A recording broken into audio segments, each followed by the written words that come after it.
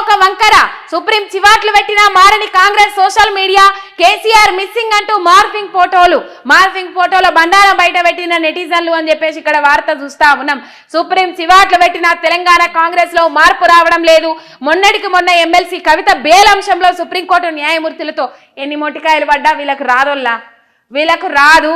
కుక్క తోక వంకర అన్నట్టే ఉన్నది. గుండు కట్టినంత సేపు అన్న చక్కగా అయితే లేదు వీళ్ళ బుద్ధి. ఎంతసేపు వంకర ఆలోచన తప్ప ఒక మంచి ఆలోచన ఏదీ లేదు.